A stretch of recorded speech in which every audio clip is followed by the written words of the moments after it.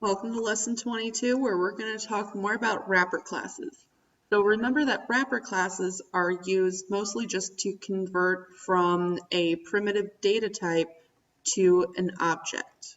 So in this, if we put in a string and we say S, we can put in a number, even though it could be an int, it could be a double, but because it's in quotes, it's a string.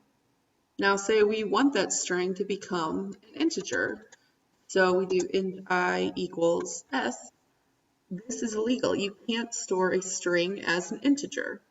So the way you would do this is we would use a wrapper class, so integer.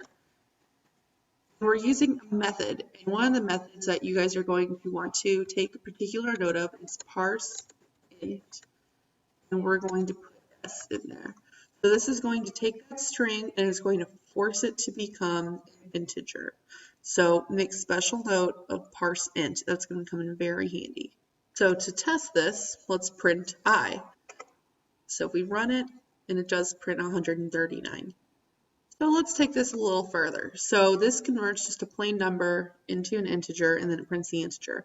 What if our string, take out that 1, take out that 9, and we'll do 3W4BR.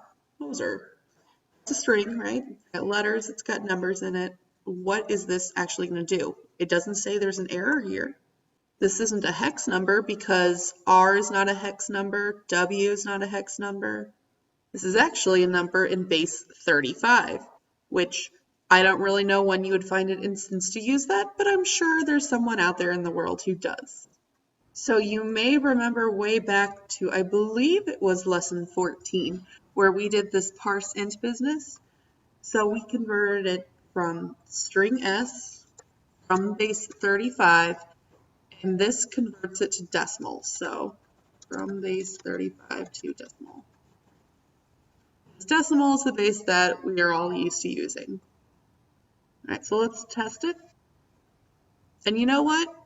I'm going to trust the computer that the computer did that right, because this is how it's supposed to work. It doesn't even need to just be integers. You can go from string S2 to 82.8026. Or 8026, there we go. And so this is a decimal, so we'd probably want it to become a double. So double D equals, and then you do the same type of thing here. So capital double dot parse, and then double, not parse in. It's telling me I have a typo, so I'm going to double click on that.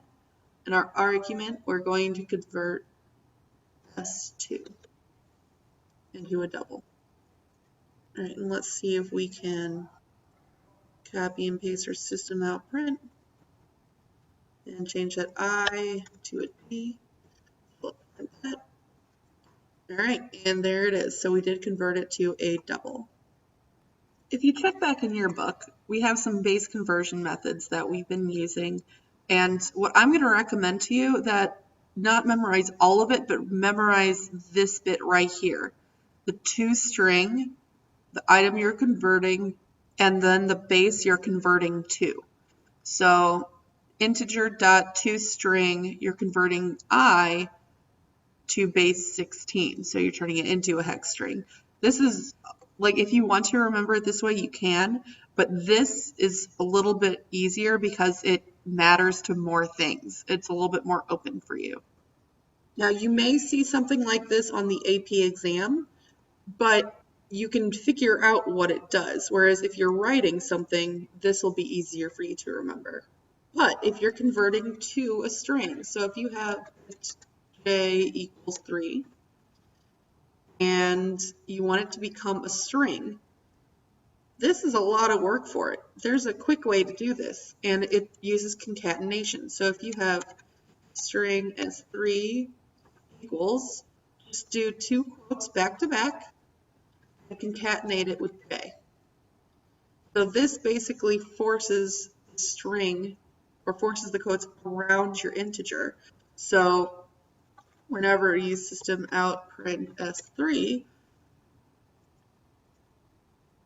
it actually prints your string, which is a 3. So it's no longer an int, it's a string. You're now done with the Lesson 22 video. There are some questions for you on Moodle, but there is no project for this. Good luck!